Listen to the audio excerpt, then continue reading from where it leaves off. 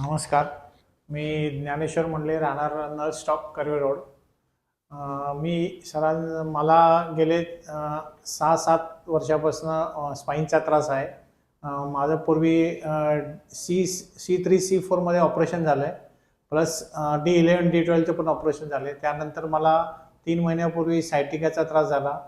C4 C5 आणि S1 ह्याच्यामध्ये compression झालं आणि डिस्क बल्ज झालं. मी MRI काढला, त्याच्यामध्ये ते सगळं आलं होतं. मग मी डॉक्टरांकडे गेलो. डॉक्टरांनी मला सांगितलं की तुम्हाला कुठल्याही परिस्थितीत ऑपरेशन करावं लागेल. मग मी मला डॉक्टरांनी तेच सांगितलं, संचेतीला पण तेच सांगितलं. पण मला यानंतर परत ऑपरेशन करायचं नव्हतं, कारण ऑपरेशन नंतरचे जे त्रास होतात ते मला गेले 6 वर्षापर्यंत माहिती आहे. मग मी यूट्यूबवरती यूट्यूबवरती पाहिलं होतं. त्यावरती मला कळालं की सर छानपैकी ट्रीटमेंट देतात. म्हणून मग मी हडपसरला यूट्यूबवरती सरांचं हे शोधलं. त्यावरती मी फोन केला की सकाळी की सर मी बेडवरती असं पडून आहे. त्यांच्या रिसेप्शनिस्टने सांगितलं की मला की ठीक आहे, काय हरकत नाही, मी सरांना कॉल करून तुम्ही फक्त माझ्या मोबाईलवरती रिपोर्ट पाठवा. मग मी व्हॉट्सॲपवरती रिपोर्ट पाठवला. त्यांच्या रिपोर्ट पाठवल्यावरती सरांनी मला लगेच त्यांच्या रिसेप्शनिस्ट लगेच कॉन्टॅक्ट केलं आणि मग मी इकडनं मला अपॉइंटमेंट दिली. अपॉइंटमेंट दिल्यानंतर मी येताना वॉकरच घेऊन आलो होतो, कारण मला येताना उचलून आणलं होतं.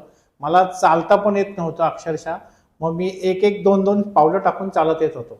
मग मला सरांनी चेक केलं आणि सांगितलं की आपण ट्रीटमेंट सुरू करूया. पहिली ट्रीटमेंट झाली.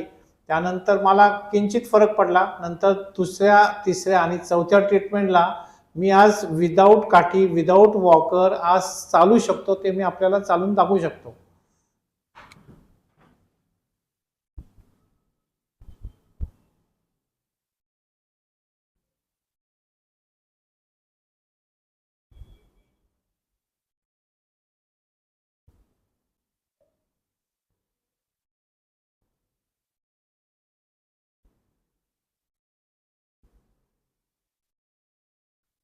सरांचा एक्सरे आपण बघतोय.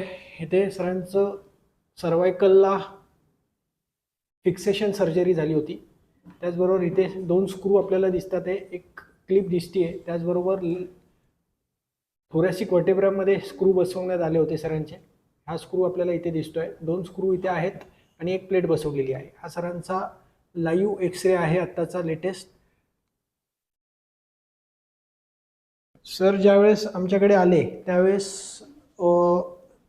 सर वॉकरवरती चालत होते. त्याचबरोबर त्यांना उचलून आणण्यात आलं होतं दवाखान्यात. सरांची आपण पहिली ट्रीटमेंट जी दिली त्याच्यामध्ये आम्ही गॉन्स्टेड क्रायोप्रॅक्टर, ज्याच्यामध्ये विशिष्ट अशा प्रकारचे ज्यांना स्क्रू लावलेले आहेत की जेव्हा फिक्सेशन झाले त्यांच्यामध्ये कार्ल्टन बोन मेथड आणि गॉन्स्टेड मेथड या 2 मेथड आम्ही वापरतो, ज्याच्यामध्ये ते स्पाईन ॲडजस्टमेंट त्याच्यामध्ये केली जाते क्रायोप्रॅक्टिक मेथडने. आणि त्याचबरोबर फेशियल मॅनिप्युलेशन, पहिलं ट्रीटमेंट जी दिली त्यांची 3 तासाची ट्रीटमेंट चालली. त्याच्यामध्ये आम्ही 16 ते 17 प्रकारच्या treatments according to muscle balance, according to bone balance, ligament, cartilage याला रिलीज करणाऱ्या काही ट्रीटमेंट, जिथे जिथे नोड झालेले आहेत त्या रिलीज करणाऱ्या ट्रीटमेंट्स त्यांच्यावरती दिल्या गेल्या.